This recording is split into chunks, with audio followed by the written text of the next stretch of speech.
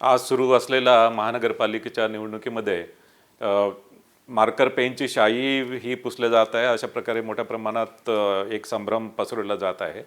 त्याबद्दल माझं सांगणं आहे की ही शाई जी आहे ती इंडेलिबल इंक आहे आणि इंडेलिबल इंक भारत निवडणूक आयोग जी इंडेलिबल इंक वापरतो तीच इंडेलिबल इंक आहे, मात्र ती मार्कर पेनच्या स्वरूपात आहे. आणि हे मार्कर पेनच्या स्वरूपात राज्य निवडणूक आयोग हे 2011 पासून हे मार्कर पेन वापरत आहे. आणि यामध्ये ही शाई आहे, ही शाई ॲक्च्युली पुसली जात नाही. आणि विशेष करून ही शाई एकदा लावल्यानंतर त्याच्यामध्ये एक साधारणतः 12 ते 15 सेकंडमध्ये ती ड्राय होते आणि तितक्या कालावधीमध्ये मतदार हा मतदान केंद्रामध्येच असतो. आणि या शाईविषयी कुठल्याही प्रकारची शंका उत्पन्न करणे किंवा कुठल्या प्रकारचे व्हिडिओ हे बाहेर प्रसारित केले जात आहे आणि एक मतदारांमध्ये संभ्रम पसरवला जात आहे.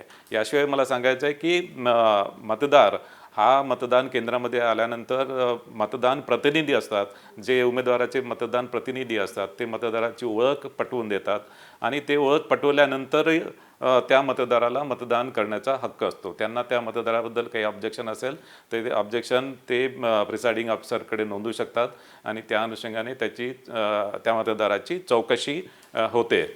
एखादा मतदार मतदान केल्यानंतर पुन्हा मतदान केंद्रामध्ये आला तर त्या संदर्भात आणि यामध्ये मतदान प्रतिनिधी आणि प्रिसाइडिंग ऑफिसर हे त्या संदर्भात तपासतील आणि त्यांना जर आढळून आला की तोच मतदार पुन्हा मतदान करायला आला तर त्या मतदारावर कारवाई केली जाईल.